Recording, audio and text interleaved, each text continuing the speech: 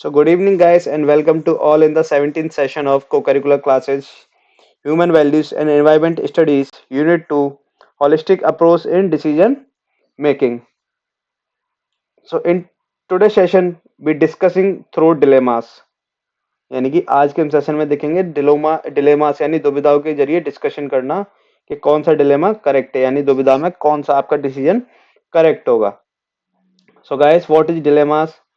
तो discussion through dilemmas typically refers to a method of communication or decision making in which participants engage in conversation by presenting and exploring dilemmas or difficult choice. A dilemma is a situation where someone must choose between two or more things based on plans that are equally unsatisfactory.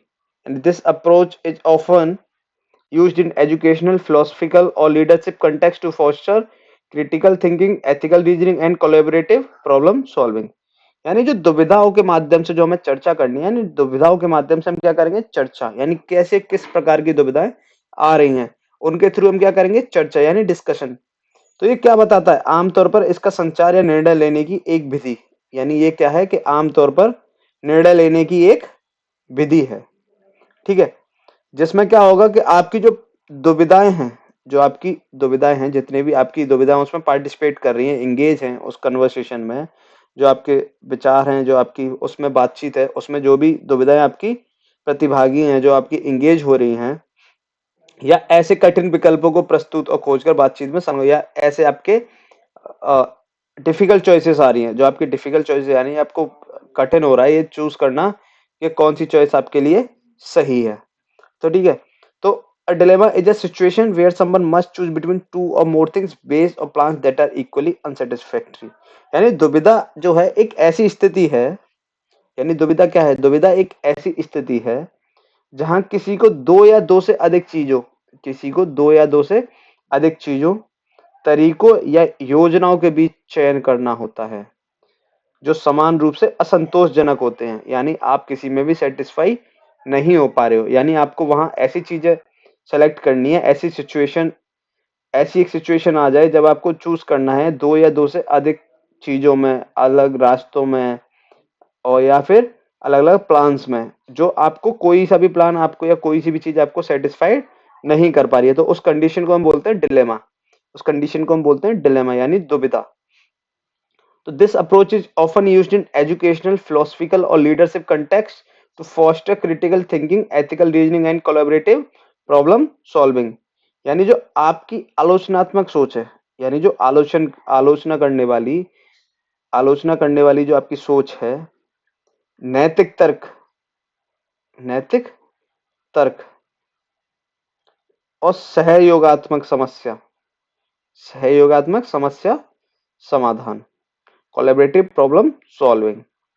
यानी को जो problems आपकी collaborate कर रही हैं वो उनके solutions, इन सबको बढ़ावा देने के लिए इस दृष्टिकोण का उपयोग किया जाता है. यानी इन सबका बढ़ावा देने के लिए इस दृष्टिकोण का उपयोग अक्सर आपके एजुकेशनल यानी शैक्षिक, फिलोसफिकल यानी दार्शनिक, और लीडरशिप कॉन्टेक्स्ट यानी कि नेतृत्व, इन संदर्भों में किया जाता है. यानी इन सब चीजों को बढ़ावा देने के लिए इन क्षेत्रों में, यानी एजुकेशन में, फिलोसफिकल में और लीडरशिप में, इन सब में इसको डिलेमा को बढ़ावा दिया जाता है. So now common types of dilemmas, यानी कि डिलेमास के कुछ कॉमन टाइप्स हैं. What is this? Ethical dilemmas,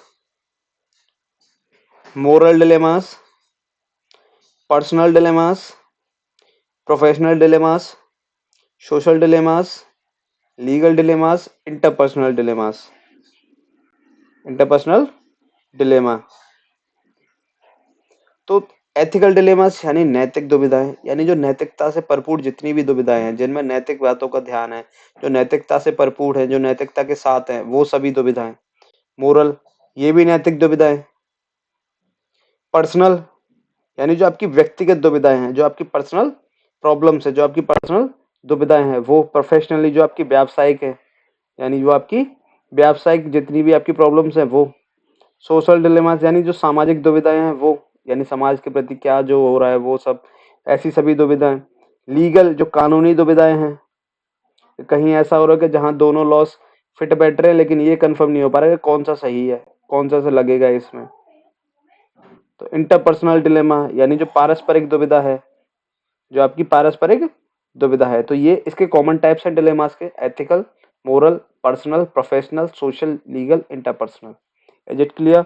then guys, dilemmas in marketing and pharma organisation, यानी कि मार्केटिंग में और जो फार्मा ऑर्गेनाइजेशंस हैं, जो फार्मा ऑर्गेनाइजेशंस हैं, फार्मा ऑर्गेनाइजेशन वो होती हैं जो आपके मेडिकल से रिलेटेड हैं।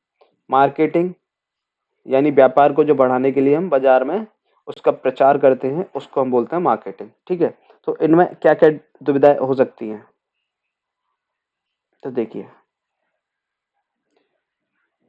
dilemmas in marketing and pharmaceuticals organization can arise from various ethical, legal and strategic consideration।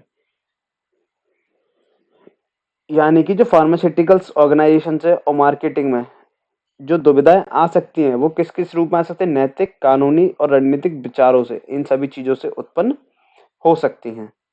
तो both marketing and pharmaceutical organization face ongoing challenges in navigating these dilemmas, requiring careful consideration of ethical, legal and social implication। यानी कि जो आपका marketing है यानी विपणन, और pharmaceutical संगठन यानी जो फार्मास्यूटिकल्स ऑर्गेनाइजेशन है, इन दुविधाओं से निपटने में चल रही चुनौतियों का सामना करना पड़ता है। यानी इनको जो ये दुविधाएं आ रही है, इन सभी चुनौतियों से, इन सभी चैलेंजेस से निपटने का सामना यानी निपटना पड़ता है, उनसे सामना करना पड़ता है, जिसके लिए उन्हें नैतिक, कानूनी और सामाजिक जो निहितार्थ हैं, जो इम्प्लीकेशंस हैं, उनको लेकर सावधानी पूर्वक विचार करने की आवश्यकता होती है। यानी इन सभी को लेके उनको क्या एक अच्छे तरीके से एक सावधानी पूर्वक विचार करने की आवश्यकता होती है। Balancing business goals with ethical principles is essential for maintaining trust and integrity in these industries। Organizations often adopt ethical guidelines, codes of conduct and compliance measure to address the dilemmas responsibly। यानी कि जो व्यावसायिक लक्ष्य हैं, यानी कि इन जो उद्योगों में एक तो आपको क्या बना के रखना है, एक तो मेंटेन करना है ट्रस्ट को यानी विश्वास को, और इंटीग्रिटी यानी अखंडता। अखंडता यानी सभी का एक होके रहना, अलग अलग टूट कर ना रहना। यानी कि उद्योगों में विश्वास और अखंडता बनाए रखने के लिए, यानी ये दोनों चीजें बनाए रखने के लिए आपको जो आपके व्यावसायिक जो आपके गोल्स हैं, जो आपके बिजनेस गोल्स हैं, उनको नैतिक सिद्धांतों के साथ संतुलित करना आवश्यक है। यानी कि जो आपके एथिकल प्रिंसिपल्स हैं, उनके साथ आपको क्या करना है? संतुलन करना है, यानी उनके साथ बैलेंस बनाना है। यानी कि आपके जो बिजनेस गोल्स हैं वो, और आपके एथिकल प्रिंसिपल्स यानी जो आपके एथिक प्रिंसिपल्स हैं, उन दोनों के बीच बैलेंस बनाना है। किसके लिए? आपको मेंटेन करने के लिए, ट्रस्ट और इंटीग्रिटी यानी विश्वास बनाने के लिए और अखंडता बनाए रखने के लिए। संगठन इन दुविधाओं की जिम्मेदारी से संबोधित करने के लिए, यानी कि जो ऑर्गेनाइजेशंस हैं, इन सभी दुविधाओं से बचने के लिए, इनसे संबोधित करने के लिए अक्सर किस चीज का यूज करते हैं? एथिकल गाइडलाइंस यानी जो नैतिक दिशा निर्देश हैं वो, कोड्स ऑफ कंडक्ट आचार संहिता, and compliance measures to address this dilemmas responsibly, और साथ में अनुपालन उपाय जिनका पालन किया जा सके, ऐसे उपाय, उन सभी का रेस्पॉन्सिबली उपाय अपनाते हैं। यानी ये सभी उपाय वो अपनाते हैं, ये सब चीजें रखने के लिए। डिलेमास इन मार्केटिंग ना, मार्केटिंग में डिलेमास क्या होंगे? अभी तक हम दोनों के देख रहे थे ना, dilemmas in marketing. Truth in advertising, truth in advertising यानी जो आप एडवर्टाइज कर रहे हो, आप जो भी एडवर्टाइजमेंट कर रहे हो, ट्रुथ इन एडवर्टाइजिंग, तो आप जो भी एडवर्टाइजिंग कर रहे हो उनमें क्या होना चाहिए? जो आप लोगों को दिखा रहे हो वो क्या होना चाहिए? उनमें सच होना चाहिए, उसमें ट्रुथ होना चाहिए, तो उसमें सच होना चाहिए, उसमें ट्रुथ होना चाहिए। यानी कि जो भी आप दिखा रहे हो, टीवी पे जितने भी एडवर्टाइजमेंट आ रहे हैं, अगर किसी कंपनी कोई दिखा रही है तो उसमें क्या होना चाहिए? सच होना चाहिए। यानी कि ऐसा नहीं है आप एडवर्टाइजमेंट में कुछ और दिखा रहे हो, रियलिटी में कुछ और है, तो ऐसा भी नहीं होना चाहिए। Now next, target audience ethics. यानी आपको क्या करना है, उन लोगों को टारगेट करना है, उन ऑडियंस को टारगेट करना है जो नैतिकता से भरपूर है। यानी आपको नैतिकतापूर्ण अपनी ऑडियंस को टारगेट करना है, नैतिकता से भरे ऑडियंस को आपको टारगेट करना है। और data privacy and customer consent, यानी कि जो आपकी डेटा की प्राइवेसी है, एक तो आपको वो बना के रखनी है, और कस्टमर कंसेंट, और आपका जो ग्राहक है उसकी सहमति भी होनी चाहिए। ये सब किसके लिए आता है, आप देखिए जितने भी जो एप्स हैं जिसको आप अपना डेटा प्रोवाइड करा रहे हो, लाइक व्हाट्सएप, वो आपकी डेटा की प्राइवेसी बना के रखना पड़ेगा उसे। यानी जो आपकी डेटा है उसकी प्राइवेसी उसे बनानी पड़ेगी, और उसे आपसे कंसेंट भी चाहिए कि हाँ आपका डेटा मैं रख रहा हूँ। तो ये सब। और इन्वायरमेंटल इफेक्ट, यानी पर्यावरणीय प्रभाव, यानी कि आपके उससे पर्यावरण पर क्या प्रभाव पड़ रहा है, आपकी मार्केटिंग से पर्यावरण पे क्या प्रभाव पड़ रहा है। आप बैनर्स लगा रहे हो उससे हार्म होगा, पॉलिथीन यूज कर रहे हो उससे हार्म होगा, आपको एडवर्टाइजमेंट के लिए मार्केटिंग के लिए क्या चाहिए, पैम्पलेट्स चाहिए, वो पेपर से बन रहा है, उससे इन्वायरमेंट को इम्फेक्ट पड़ेगा। क्यों, पेपर बनता है पेड़ों से, लकड़ी से, और लकड़ी कटेंगी, इन्वायरमेंट पे इफेक्ट आएगा। तो आपको ये भी देखना है। कॉम्पिटिटिव स्ट्रेटेजी, जो आपके जो प्रतिस्पर्धी हैं, यानी जो आपके कॉम्पिटिटर्स हैं, जो आपसे कॉम्पिटिट करें, यानी जो आपके फील्ड में कॉम्पीट कर रहे हैं, उनके लिए आपको क्या स्ट्रेटेजीज बनानी है, उनके लिए आपको क्या स्ट्रेटेजीज बना के रखनी है, उनके लिए कौन सी स्ट्रेटेजीज बनानी है, कौन सी रणनीतियां बनानी है। ये सोशल रेस्पॉन्सिबिलिटी, यानी सामाजिक जिम्मेदारी, यानी कि समाज के प्रति आपकी क्या जिम्मेदारी हो रही है, समाज के प्रति आपकी कैसी जिम्मेदारी है, आप समाज को किस तरीके से देख रहे हो, क्या जिम्मेदारी ले रहे हो समाज की, वो। फार्मास्यूटिकल्स डिलेमास, फार्मास्यूटिकल्स के डिलेमास क्या क्या होंगे। Clinical trial ethics, clinical trial ethics, यानी कि जो क्लिनिकली परीक्षण होते हैं वो नैतिकता से पूर्ण होने चाहिए। यानी कि जो किसी भी चीज का परीक्षण कर रहे हो, आप ट्रायल कर रहे हो, तो वो कैसा हो, वो नैतिक तरीके से हो रहा हो, यानी आप गलत तरीके से ना कर रहे हो। जैसे कि अगर आप देखो तो ह्यूमन पे ट्रायल्स बैन है, ह्यूमन पे ट्रायल्स बैन है in all over the world. ऐसे जो सही ह्यूमन है उन पे आप ट्रायल्स नहीं कर सकते। तो अगर आप किसी ऐसे जहाँ पे आप इलीगली कुछ ट्रायल कर रहे हो, तो क्लिनिकली आपको कुछ बनाना है, आप ह्यूमन पे ट्राई कर रहे हो, तो वो आपके एथिक्स के खिलाफ जाएंगे। तो यानी कि क्या, आपको जो जितने भी क्लिनिकल परीक्षण हो रहे हैं, जितने भी क्लिनिकल ट्रायल्स हो रहे हैं, वो नैतिकता से भरे होने चाहिए। प्राइसिंग एंड एक्सेस, यानी कि मूल निर्धारण और पहुंच, यानी कि आपको उसकी प्राइसिंग कैसी रखनी है, आपको अपनी दवा की प्राइसिंग कैसी रखनी है, लो, यानी कि लोएस्ट रखनी है, जिससे कि किसी के पास, जिससे कोई भी उसको पास पहुंच सके, कोई भी उसको खरीद सके। तो एक ये।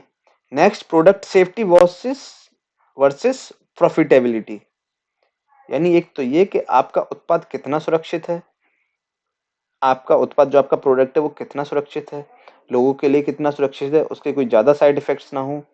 और प्रॉफिटेबिलिटी, यानी कि लाभप्रदता, यानी कि आप उससे कितना प्रॉफिट, यानी कि ये क्या होता है, ये हमेशा वर्सेस में चलेंगे। अगर आपको प्रॉफिट ज्यादा कमाना है तो आपको रॉ मटेरियल का स्टैंडर्ड या क्वालिटी डाउन करनी पड़ेगी, जिससे में भी चांसेस हैं, ड्रग्स, जो ड्रग्स हैं ये तो ड्रग्स ही होती हैं सभी दवाइयाँ। तो ये क्या है कि जिससे कि ये चांसेस हैं कि वो आपके इंसान की बॉडी पे ज्यादा हार्म करें। और अगर आप प्रोडक्ट सेफ्टी को ज्यादा ध्यान कर रहे हो, उसकी क्वालिटी ज्यादा बना रहे हो, तो आपका प्रॉफिट हमेशा कम होगा। तो आपको ये भी बना के चलना है कि product safety versus profitability. Of level marketing, of level marketing. तो ऑफ लेवल मार्केटिंग, यानी ऑफ लेवल मार्केटिंग क्या होती है, तो ऑफ लेवल मार्केटिंग ये स्पेशली ड्रग्स के लिए यूज होती है। ये अप्रूव्ड नहीं होती है, किससे, रीजनल गवर्नमेंट से, यानी कि रीजनल गवर्नमेंट से। ये एक ऐसी अनलॉफुल प्रैक्टिस है, अनलॉफुल प्रैक्टिस है जो क्या करती है, कंपनी की मार्केटिंग को, फार्मास्यूटिकल्स को और मेडिकल डिवाइसेस को यूज करती है, किससे, फेडरल ड्रग एडमिनिस्ट्रेशन से, जो अप्रूव्ड नहीं होती हैं, जो फेडरल ड्रग्स एडमिनिस्ट्रेशन से अप्रूव नहीं होती हैं, उनको अनलॉ प्रैक्टिस, ये अनलॉ प्रैक्टिस होती हैं जो कंपनियां करती हैं मार्केटिंग में, फार्मास्यूटिकल्स में और मेडिकल डिवाइसेस में। ठीक है, ये भी एक access to clinical trial data, यानी कि जो क्लिनिकल जो आपका डेटा है, जो आपने ट्रायल किया है, क्लिनिकली जो ट्रायल किया है, परीक्षण किया है, उसका जो डेटा है वो सभी तक पहुंच जाए, वो सभी तक पहुंच जाए। यानी कि जैसे कि सबसे पहले पोलियो की दवा बनाई, जब पोलियो की दवा बनाई तो उसे ऐसे पेटेंट फ्री रखा गया। पेटेंट फ्री यानी उनका ये पता है किसने बनाई, लेकिन उस पे कभी भी ये नहीं हुआ कि उन्होंने सबको अपना फॉर्मूला दे दिया, यानी उस फॉर्मूले को सभी को दिया ताकि सभी लोग मिलके एक साथ उसकी वैक्सीन बना पाए, जिससे कि पोलियो कम हो। तो यानी कि आपको एक्सेस करना है, यानी कि जो आपका क्लिनिकल ट्रायल डेटा है उसको क्या, कि आपकी वो किसी की भी पहुंच तक आराम से पहुंच सके। फार्मास्यूटिकल मार्केटिंग एथिक्स, यानी जो फार्मास्यूटिकल्स को लेके, जितने भी दवाइयों को लेके जो आपके मार्केटिंग के एथिक्स है, यानी जो मार्केटिंग के नियम है, उनके नैतिक भरे नियम है, वो बना के रखना। Dilemma of privatisation, dilemma of privatisation. So the dilemma of privatization refers to the complex set of consideration and challenges associated with the decision to transfer ownership, control or management of government on assets, services or enterprises to private entities। यानी निजीकरण, यानी निजीकरण क्या, privatisation यानी कि जो government क्या करती है, निजीकरण की दुविधा सरकारी स्वामित्व वाली संपत्तियों में, सेवाओं या उद्यमों के स्वामित्व, नियंत्रण या प्रबंधन को निजी संस्थानों को हस्तांतरित करने के निर्णय से जुड़े जटिल विचारों और चुनौतियों को संदर्भित करती है। यानी इसमें क्या होता है कि गवर्नमेंट इनको इनवाइट कर देती है कि आइए हमारी जितनी भी उनमें क्या करें, आप हस्तक्षेप करिए, हस्तक्षेप करिए। यानी कोई भी जो प्राइवेट एंटिटीज हैं वो सब क्या कर रही हैं, वो उसमें हस्तक्षेप कर रही है, यानी उनको काम, यानी अपने गवर्नमेंट के काम को प्राइवेट एंटिटीज को सौंप देना, यानी ये दुविधा है privatisation. Privatisation can take various forms including selling state owned assets, outsourcing services to provide companies और entering into public private partnership.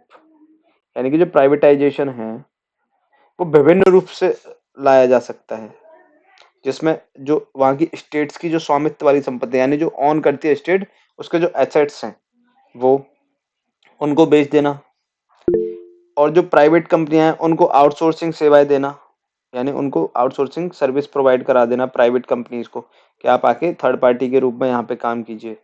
और entering into public private partnership, और किसमें, सार्वजनिक और निजी भागीदारी में प्रवेश करना शामिल है, यानी जो सार्वजनिक हो, पब्लिक हो और प्राइवेट, यानी इन दोनों में पार्टनरशिप हो जाना। The decision to privatise is often driven by the belief that the private sector can manage resources more efficiently and effectively than the public sector. However, privatization is a continuous issue and there are several dilemmas and challenges associated with it। यानी जो निजीकरण का निर्णय है, यानी जो privatisation का निर्णय है, डिसीजन है, वो इस बात से हमेशा प्रेरित होता है कि निजी क्षेत्र में सार्वजनिक क्षेत्र की तुलना में संसाधनों का अधिक कुशलतापूर्वक और प्रभावी ढंग से प्रबंधन कर सकता है। यानी ये होता है कि आप गवर्नमेंट को देखिए, आप गवर्नमेंट ऑफिस को देखिए, तो उसमें क्या है, कोई भी किसी भी टाइम पे आ रहा है, क्या हो रहा है, उनकी सिक्योरिटी है, जॉब सिक्योर है।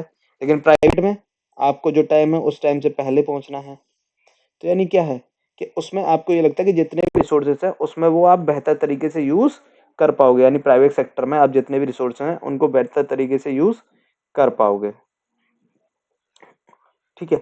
और जबकि निजीकरण एक विवादास्पद मुद्दा है, यानी जो प्राइवेटाइजेशन है जिस पर हमेशा विवाद ही होता रहता है, ये एक ऐसा मुद्दा है, इसकी बहुत सारी दुविधाएं हैं और बहुत सारी चुनौतियां हैं वो जुड़ी हुई हैं। यानी दुविधाएं और चुनौतियां जुड़ी हुई हैं प्राइवेटाइजेशन से। ये एक ऐसा मुद्दा है जो विवाद से भरपूर है, जिसपे आप विवाद कर सकते हो, जिसपे हमेशा विवाद होता रहता है। सुनना क्या क्या है, efficiency, what is accountability, efficiency what is versus accountability, यानी दक्षता बनाम जवाबदेही। यानी जो दक्षता है आपकी, जो एफिशिएंसी है, आप क्या कर सकते हो उसके प्रति भी आपको क्या है, जवाबदेही भी करनी है, यानी वर्सेस जवाबदेही, आपको जवाब भी देना है। Job security and labour concern, job security and labour concern, एक तो आपकी जॉब सिक्योर, नौकरी की सुरक्षा है या नहीं है, प्राइवेट में तो नहीं होती job secure, and labour concern, और जितनी भी लेबर से रिलेटेड, यानी श्रमिकों से रिलेटेड जितने भी चिंताएं हैं वो। Short term gains versus long term sustainability, यानी कि एक तो शॉर्ट टर्म गेन्स यानी कि जो थोड़े समय के लिए लाभ, यानी कि थोड़े समय के लिए लाभ, और लॉन्ग टर्म यानी लंबे समय के लिए स्थिरता। तो short term gains versus long term sustainability. Regulatory challenges यानी नियामक चुनौतियां जो रेगुलर बेसिस पे आती हैं, नियामक रूप से आती हैं, निरंतर रूप से आती हैं, वो सभी चुनौतियां। Equity and access, equity and access, equity यानी भागीदारी, एक्सेस, एक्सेस यानी किसको कितना एक्सेस है, ये कौन क्या क्या कर सकता है, किसको कितना अधिकार है। Monopoly and market control, monopoly यानी एकाधिकार, यानी पूरी तरीके से पूरी मार्केट को अपने कब्जे में कर लेना, यानी जो आप चाह रहे हो वही। तो वो मोनोपोली और मार्केट कंट्रोल और बाजार नियंत्रण, बाजार पर नियंत्रण कर लेना, पूरी मार्केट को कंट्रोल कर लेना। तो मोनोपोली में क्या होता है, कोई एक कंपनी है, अगर जैसे पोलियो का एग्जाम्पल हमने लिया था, अगर चाहते तो पोलियो की जब दवा बनी, पोलियो की वैक्सीन जब बनाई गई, तो उसमें क्या हुआ था, अगर वो सबको फॉर्मूला नहीं देते तो फिर उनकी मोनोपोली होती पूरी, कि अब तो मेरे को ही आता है, मैं ही जितने में दूंगा, जितने पैसे में मैं चाहिए उतने पैसे मेरे को दो। तो ये मोनोपोली होगी और वो पूरी तरह से मार्केट कंट्रोल भी हो गया। Public services and social responsibility, यानी जो सार्वजनिक सेवाएं हैं, जो पूरे समाज के लिए सेवाएं हैं, और सामाजिक उत्तरदायित्व।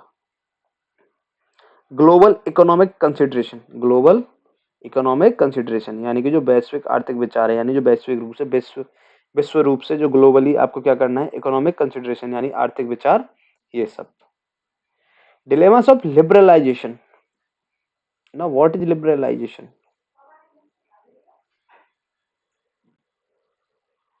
So liberalization simply put refers to the relief of state restriction within the areas of social, political and economic policies। यानी जो उदारीकरण है वो सीधे शब्दों में कहें तो, यानी एक सीधा सा सिंपल सा वर्ड कहें तो, सामाजिक, राजनीतिक और आर्थिक नीतियों के क्षेत्रों में राज्य प्रतिबंधों से राहत को संदर्भित करता है। यानी कि जो सामाजिक, राजनीतिक और आर्थिक नीतियां, जो जितनी भी इकोनॉमिकल पॉलिसीज हैं, वो सभी नीतियां हैं, उनमें क्षेत्रों में राज्य प्रतिबंधों से राहत को संदर्भित करता है। Liberalisation in economic policy focuses on the reduction of government laws and restriction in place to encourage greater participation by private entities. यानी लिबरलाइजेशन क्या है कि लिबरलाइजेशन यानी आर्थिक नीति में उदारीकरण निजी संस्थानों द्वारा अधिक भागीदारी को प्रोत्साहन करने के लिए सरकारी कानूनों और प्रतिबंधों को कम करने पर केंद्रित है। यानी कि इसमें क्या होता है लिबरलाइजेशन में, यानी कि प्राइवेट लिबरलाइजेशन हुआ था हमारे यहाँ 1991 में, जब मनमोहन सिंह क्या थे, फाइनेंस मिनिस्टर थे, तब लिबरलाइजेशन हुआ था।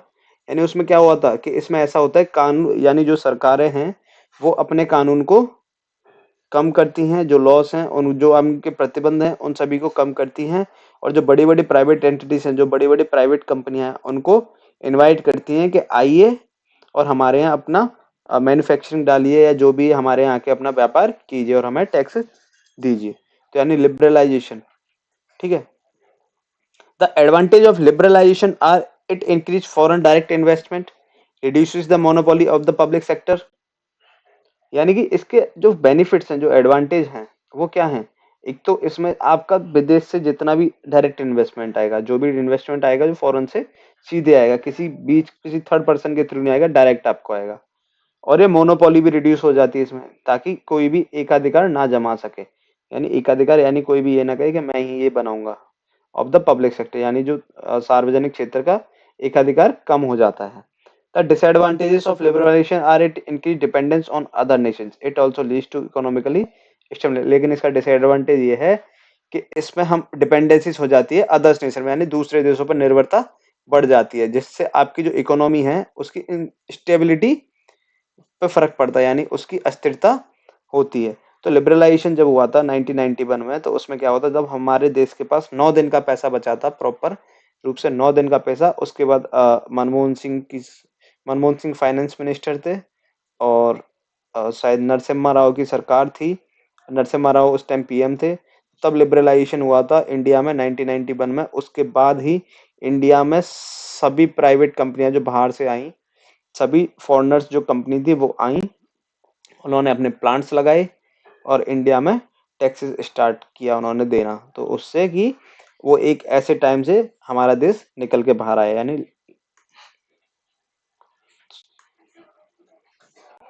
now liberalization refers to the process of reducing government restrictions and regulations in various sectors of the economy, often with the aim of promoting free market principles, fostering competitions and encouraging economic growth।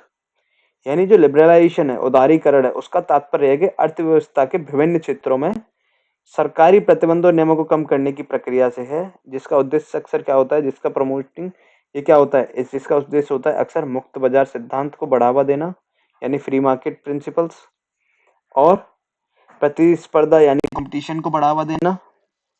जब दो कंपनियां same चीजें बना रही हैं, अगर एक होगी तो मोनोपोली होगी, लेकिन जब दो हैं तो सेम चीजें बना रही हैं, लेकिन दोनों का जो इसका प्रोडक्ट बेटर होगा वो बिकेगा, तो यानी दोनों कंपनी क्या करेंगी, कंपटीशन के चक्कर में आपको प्रोडक्ट बेटर देने लग जाएंगे, तो यानी कि क्या करेंगे, कंपटीशन यानी प्रतिस्पर्धा बढ़ा देना। और आपकी जो इकोनॉमिक ग्रोथ है, यानी जो आर्थिक विकास है, उसको भी प्रोत्साहन करता है। While liberalization has the potential to bring about positive changes, it also present a set of dilemmas and challenges।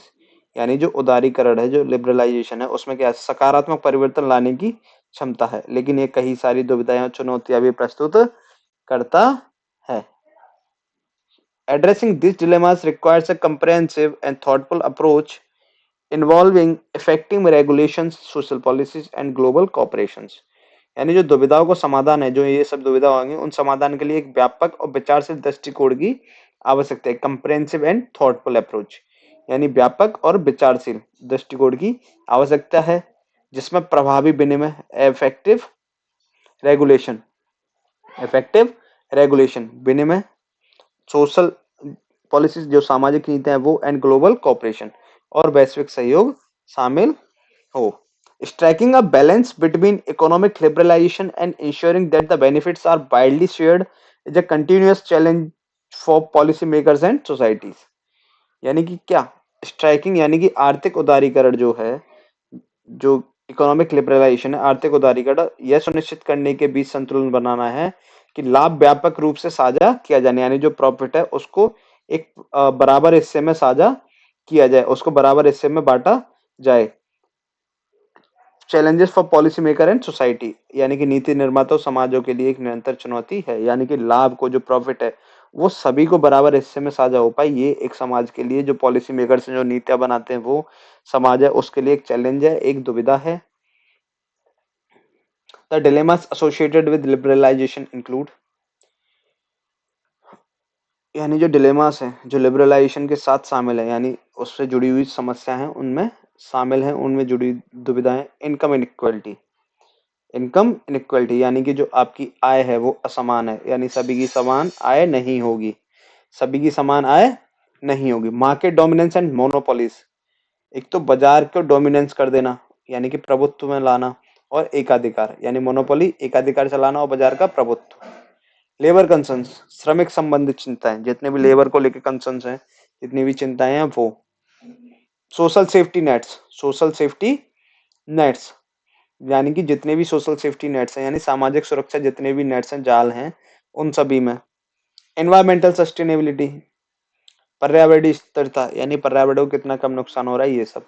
पर्यावरणीय स्थिरता, यानी पर्यावरण बना रहना चाहिए, जैसा है उसी जगह स्थिर रहे वो। ग्लोबलाइजेशन इम्पैक्ट, यानी वैश्वीकरण पे क्या प्रभाव है, वैश्वीकरण का क्या प्रभाव होगा ये। फाइनेंशियल स्टेबिलिटी, यानी वित्तीय स्थिरता, यानी जो आपका फाइनेंस है, जो आपकी फाइनेंशियल स्टेबिलिटी यानी एक जैसी रहनी चाहिए, वो स्टेबल रहनी चाहिए, अनस्टेबल ना हो। कंज्यूमर प्रोटेक्शन, जो आपका उपभोक्ता है उसका प्रोटेक्शन, जो आपका कंज्यूमर है उसकी संरक्षण। पब्लिक सर्विसेज, सार्वजनिक सेवाएं, पब्लिक सर्विसेज यानी सार्वजनिक सेवा, जो समाज के प्रति सेवाएं की जाए। कल्चरल आइडेंटिटी, यानी सांस्कृतिक पहचान, cultural identity. So thank you guys for today's session.